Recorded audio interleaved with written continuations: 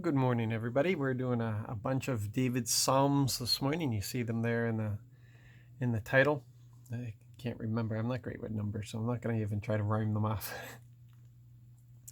And there's no doubt as we read through this that David sees that the only reason that he survives is because of Yahweh. That Yahweh is his protector, defender.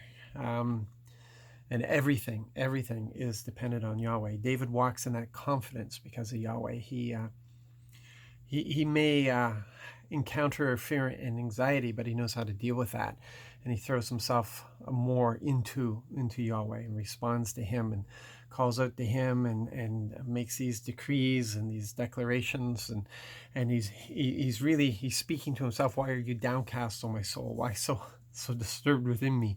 This is the attitude that David has.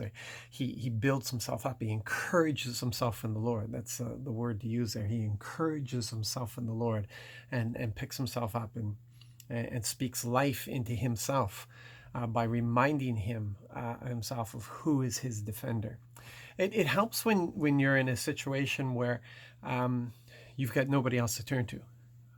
It really helps when you're in that place of you really can learn a lot about Dad, about who he is, about his heart, when you have to cry out to him day in and day out. And there's a lot of people who may never encounter that.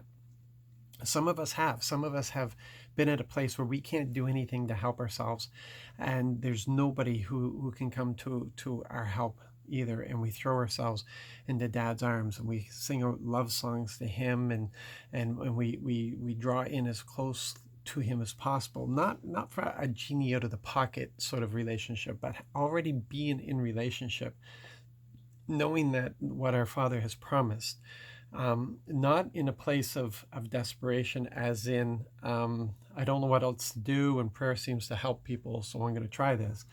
Not that kind of desperation, but desperation that, Dad, I need you to encourage me because nobody else can encourage me. I need you right now to defend me because nobody else can defend me. I'm running to you because you are my source for everything. And that's what David is really talking about, is that there's nobody else who can rescue him. There's nobody else who can defend him. There's nobody else who can strengthen him. There's nobody else who can encourage him. There's nobody else at all.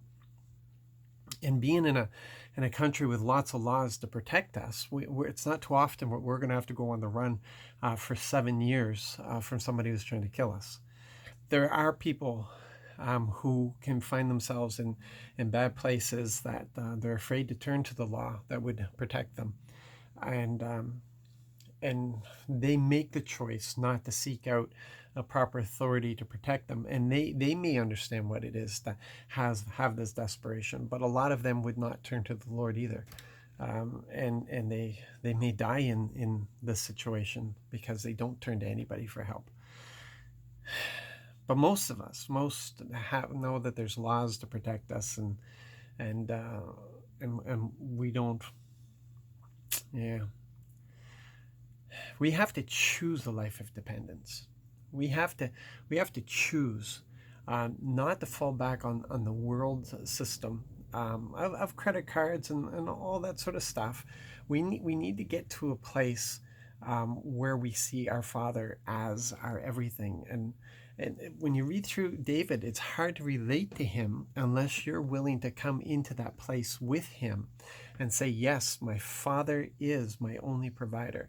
Yes, I have no other source except him. And we can do things ourselves. We can. We have to choose. It's like when Jesus spoke to the rich young ruler, and he said to him, "There's only one thing that you're missing, and I want you to go and I want you to sell everything and come and follow me." It's a place of desperation. It's a place of dependence on Father, and that young man would have to let go of the things that he's relying on in order to learn what the dependence is. So is a matter of choice. It's a matter of choosing. Even though we have all these resources around us, it's a matter of choosing to be dependent. It's a matter of choosing. David constantly sought the Lord's direction in everything. Constantly. If you pay attention, before he took any actions, he always asked the Lord, and he received permission to go ahead. And because of that, he could walk in that boldness and knowing that Dad has his back. And this is what we need as we go into these battles and into these situations, and as we pursue people, and as we take all the steps that we need to take and everything else. We need to know. We need to know we're on the right path. We need to know that this is what Father wants. We need to know that we have that boldness and that protection that he offers us. Um, yeah, we have to get desperate. We do.